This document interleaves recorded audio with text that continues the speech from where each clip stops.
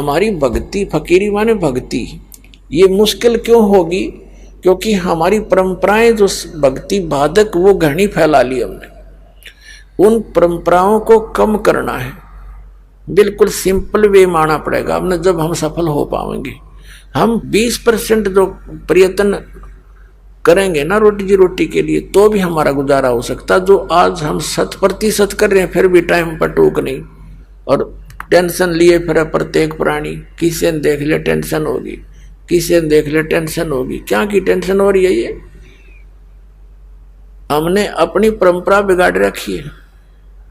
अब जैसे दास कि यहाँ बच्चों का विवाह करते हैं सिंपल वे से, जैसे कपड़े पहन रखे हैं इट इज, और रोटी भी यहाँ भगवान के भंडार में खाओ और बच्चों का ब्याह करो और जाओ। और जैसे घर पे भी करते हैं तो भी इसी तरह हमने ड्रामाबाजी नहीं करनी। परमात्मा ने ब्याह बच्चों का कर रखा होता है। अब हम ज्यादा दुखी इन बातों से है कि जिसका 3 बेटी होगी, अब उसको पता है कि समाज में किस तरह विवाह किया जाते हैं, तो उसका जीना हराम हो जाता माँ बाप का।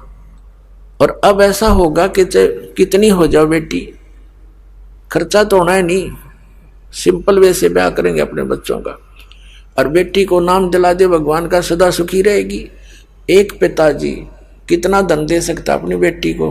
क्या आजीवन उसका गुजारा करा सकता है? फिर भी उसने अपने संस्कार से ही उसका काम चलेगा।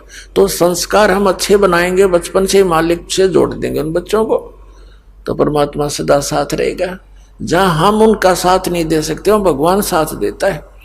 तो हम दुखी इसलिए हो गए कि हम परमात्मा की उस लाइन से दूर चले गए, जिससे हमें सब सुविधाएं मिलनी थी। अब पहले तो जैसे पुनकर्मी प्राणी थे सतयुग त्रेता द्वापर में, उनके पूर्वजन्म की बैटरी इतनी चार्ज होती थी, वो कुछ भी साधना कर रहे होते थे और चाहे ना कर रहे होते थे, सारे सुखी नजर आते थे। जो साधना कर रहे थे वो ये सोचा करते थे कि हम जो भक्ति कर रहे हैं इसी से हमें लाभ हो रहा है, क्योंकि आत्मा भगवान की भक्ति बिना रह नहीं सकती।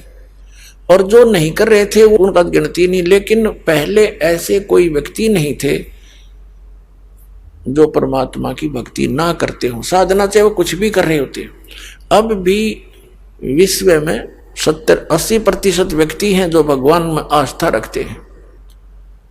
थोड़े बहुत जैसे चीन और रूस जैसे लोग हैं, ये नास्तिक हो गए हैं।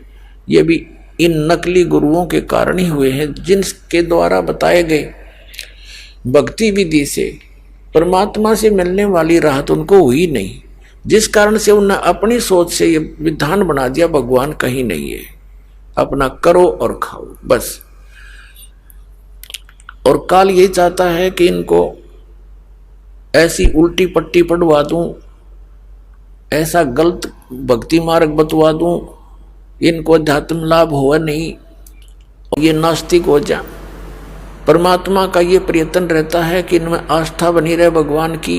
खुद आते हैं दाता, जगह जगह प्रकट हो जाते हैं, कि कहीं भी रह करके गुप्त, जैसे पहले तो मीडिया भी नहीं था, कम्युनिकेशन भी नहीं था, कहीं भी आ जाते थे, सुना करते थे। एक साधु 10 वर्ष रहा था, उसका पता नहीं, नाम गाम बताया नहीं, और वहाँ बहुत से अक्षेत्र को शिष्य बनाकर भक्ति विधि बताकर उनको बहुत से सुख देकर और अंतर ध्यान हो जाते थे, ताकि परमात्मा की आस्था चा इस बनी रहे।